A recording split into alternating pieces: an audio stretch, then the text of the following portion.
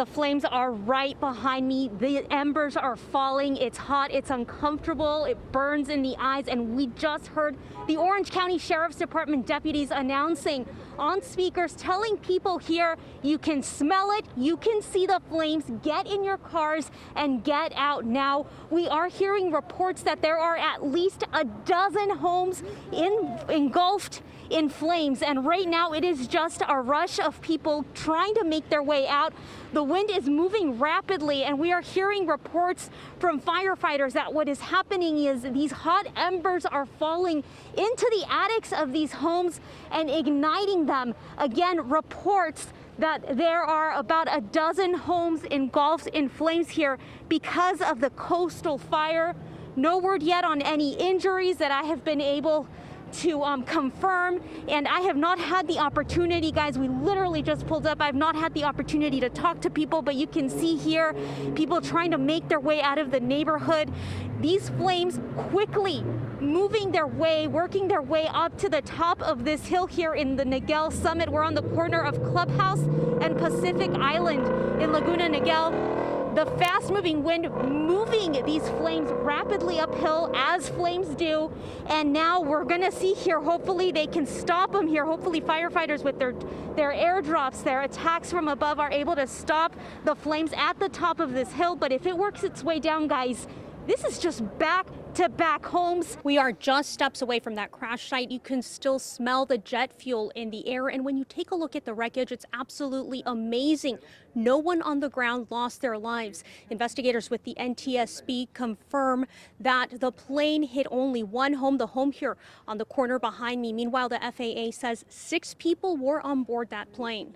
David, Michelle, today we are on the other side of Sample Street, on the opposite side of where that plane crashed. I'm going to step aside so you can take a closer look a little bit further down the street, where you will see parts of that plane now loaded onto a trailer ready to be hauled off for further investigation. Federal investigators telling us today airport runway lights and weather reporting tools, which could affect the pilot's decision-making, were not functioning properly moments before that crash.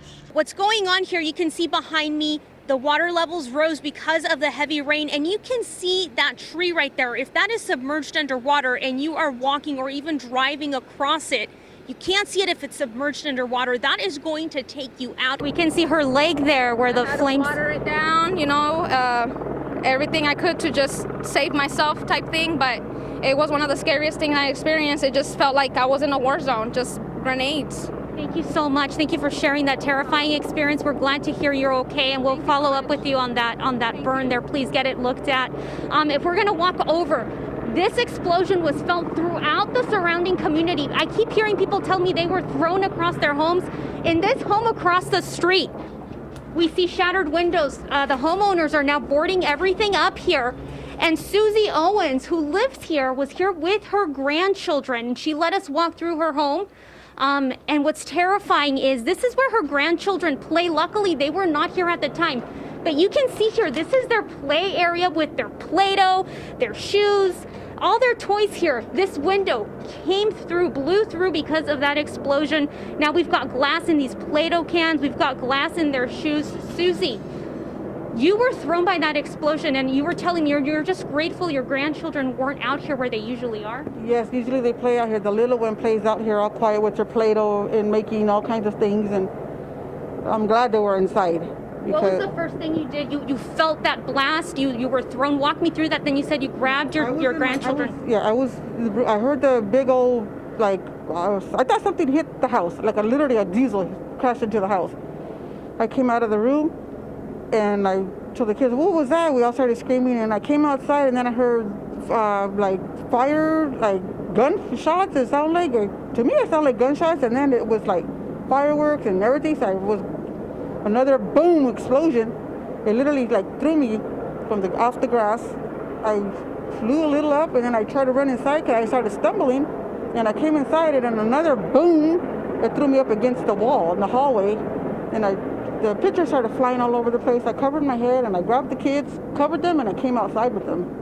I didn't know what else. I was just I'd never seen anything like that. No one hurt, luckily, right? No one got hurt, and I'm glad that the little one decided to move really quickly because or else that glass would have fell on her. And she was in the bedroom. I am so sorry. Thank you for sharing your home with us, for walking us through this experience. Please hold them tightly. Thank you so much. Glad to hear no one is hurt. Thank you for your time. Daddy's on the bus, This is the only way little Evelyn can go to sleep. On the other side of the screen, her dada. Mom says their 1-year-old needs to see him, hear his voice, be in his arms, but these days, that's not possible. They take naps together, and that's probably the one thing that she's really missed out on. That's because Dad is in detention by Immigration and Customs Enforcement, or ICE, in Adelanto. His wife, Connie, only wants to share her first name and doesn't want to disclose her husband's identity. Connie fears it may affect his immigration case. Both brought to the U.S. as children from war-torn Vietnam. I think my husband was 5. I was just a year old.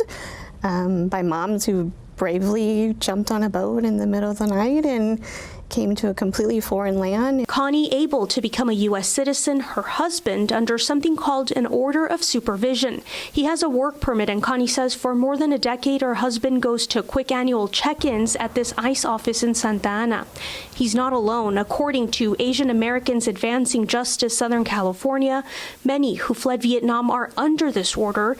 Joseph Navales explains it often starts with children who came to a foreign country struggling with one or no parent, possibly making mistakes as young adults and falling into a legal and immigration system they don't understand.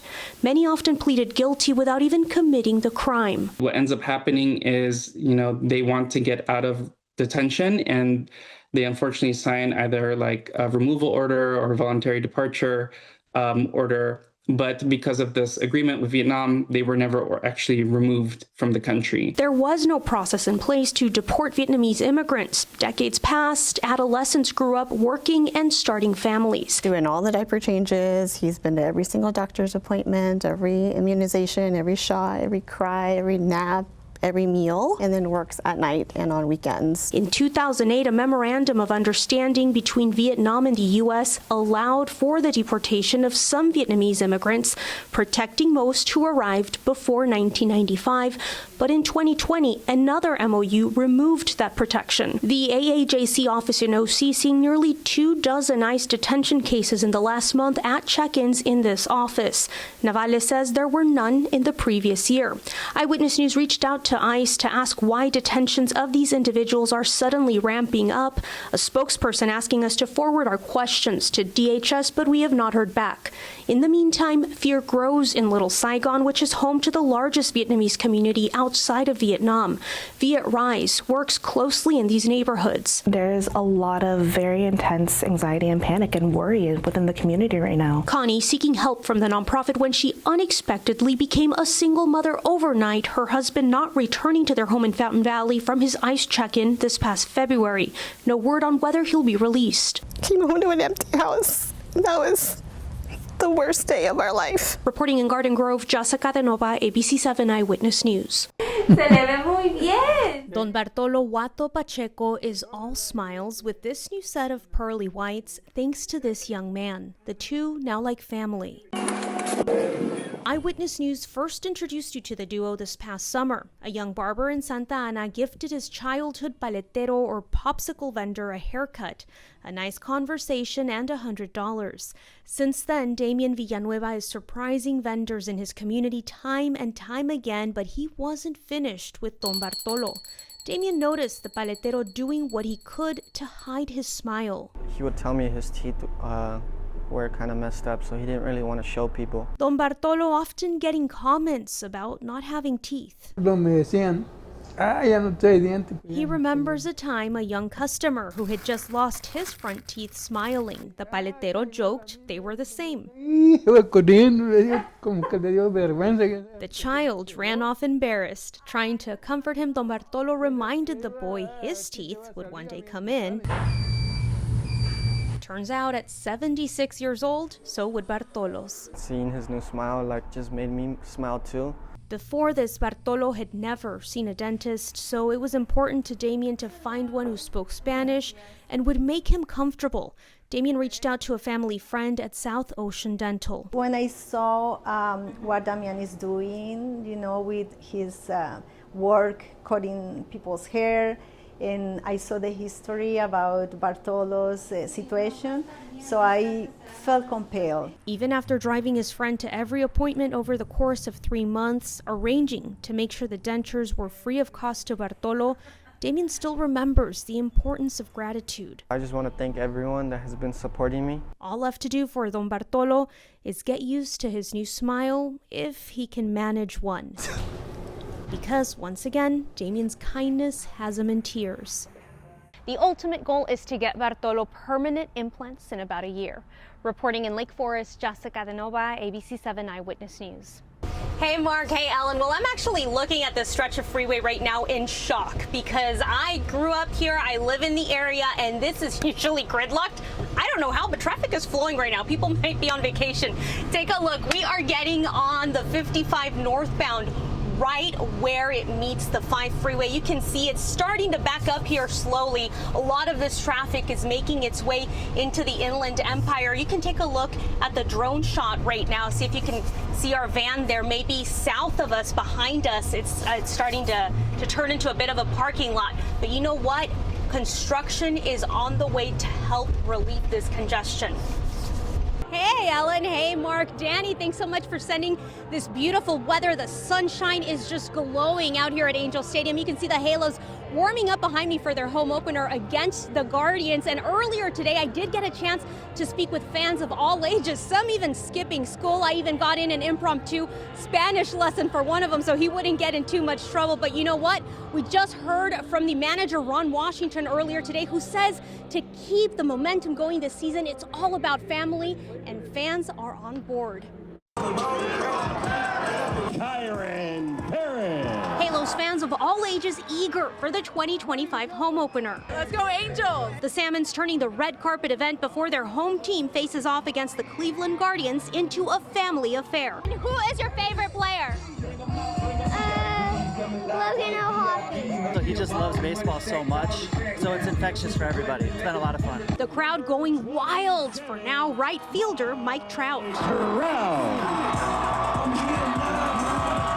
The Angels star saying they just have to keep this season's momentum going. The bye's been unbelievable. We just got to keep it going. Win or lose, we got to keep coming in with a purpose, practicing hard, just trying to get better each and every day. Some even skipping class with parent permission, of course.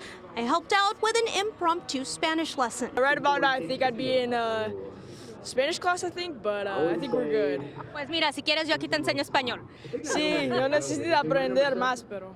Lo hablas muy bien, lo hablas muy bien. His Spanish really isn't bad at all. Dad, did you okay this? Actually, I'm her uncle, and I got the permission from her parents, and I said, you know what, it's Angels opener, VIP day. We're skipping school. We're going to go have fun. She's a straight A student, and darn it, she deserves it. More importantly, we got to be out here rooting our Halos. Let's go! Woo-hoo! All right, girl, you earned it. Do you have the coolest uncle or what? Yeah. All for a chance to get that memorable moment with their favorite players. So you know what I say, if you've got that 4.0, you've earned it, and of course with parent permission. Now I'm seeing fans starting to trickle in. Gates just opened at 4:30, and we'll be here live again in the next hour with all the fun. The game starts just after 6:30. Reporting live from Angel Stadium, Jessica De Nova, ABC7 Eyewitness News. I didn't sign up for this. Season passes are sold out, but you guys can try and get passes for the day. I wrote this. Oh no, we lost the signal. No. Keep going. I hope her cell phone is waterproof. You know what? Oh, that's a good point. It is. Oh, Here we go. Oh, I love this. I love this. This is epic. Who cares if it froze for a second? Oh my gosh. Good work for the photographer. So don't forget your towels. A for effort, Jessica. Troopers in Irvine. A. Jessica De Nova, ABC7 Eyewitness News. Here we go. This is called the OMG.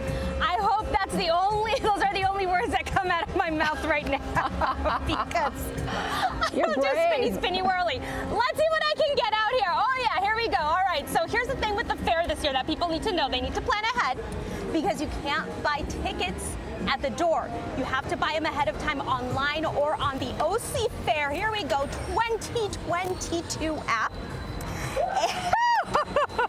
My recommendation as far as food goes, I do love great fat food! But do not eat before you go, at least on the OMG. I did see a line of people, woo! How is she talking doing that? To get in. Tremendous focus. I don't know, Philip. You guys can help me out. What do we got here? Oh, right here we have our Kool-Aid fried chicken sandwich topped with a pickle and served with a side of fries. A cherry Kool-Aid sandwich. It's actually good. I have to admit, I had my doubts.